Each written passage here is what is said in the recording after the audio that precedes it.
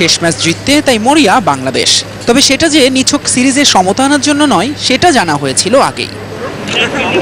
কারো বড় ভাই বা অভিভাবক, তবে এই দলে সবার বন্ধু মাশরাফি। টি-20 থেকে তার হঠাৎ বিদায়ের খবরটা তাই সতীর্থদের জন্য ছিল সব থেকে বড় ধাক্কা।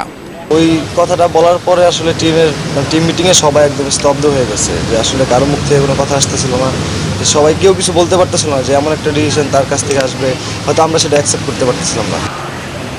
দুই ম্যাচের ফাঁকে এদিন ক্রিকেট থেকে দূরেই ছিল দুই দল। পরিবারের সঙ্গে সময় কাটালেন অনেকে, কেউ বা ঘুরতে বেরোলেন। টিম হোটেলে ভিড় ছিল বিসিবি কর্তাদেরও। মাঠের পারফরমেন্সে শ্রীলঙ্কা দল যেমন আত্মবিশ্বাসী, তেমনি শেষটা ভালো করতে আত্মবিশ্বাসের কমতি নেই সফরকারীদেরও। সবাই ভালো টাচে আছে এবং সবাই ভালো পারফর্ম করতেছে। তো এখানে যারা দায়িত্বটা পাবে, আমার মনে হয় তারা যদি শেষ করতে পারে তাহলে হয়তো আমরা আরও বেটার পজিশনে থাকতে পারবো। টি-20তে শেষবার লাল সবুজ জার্সিতে মাঠে নামবেন মাশরাফি। আর এই শেষ ম্যাচেও তিনি যে তার সামর্থ্যের পুরোটাই উজাড় করে দেবেন সেটা অজানা নয় কারো। বরং এখনও দলে অন্য সবার প্রেরণাও তিনি।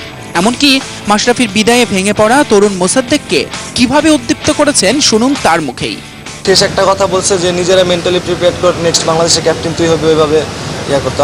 আসলে যে যতটা ইমোশনাল ছিলাম তার কথা থেকে আরও বেশি ইন্সপায়ারেশন হয়েছে। ফয়সাল তিতুমির, যমুনা স্পোর্টস, কলম্বো, শ্রীলঙ্কা। শেষ করছি রাতের বাংলাদেশ। তার আগে প্রধান শিরোনামগুলো জানিয়ে দেব আরো একবার।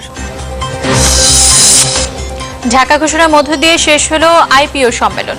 কোন রাষ্ট্রের অভ্যন্তরীণ বিষয়ে হস্তক্ষেপ বন্ধ ও অংশীদারিত্বমূলক গণতন্ত্র নিশ্চিতের প্রস্তাব গৃহীত। ভারতের সাথে দেশবিরোধী কোনো চুক্তি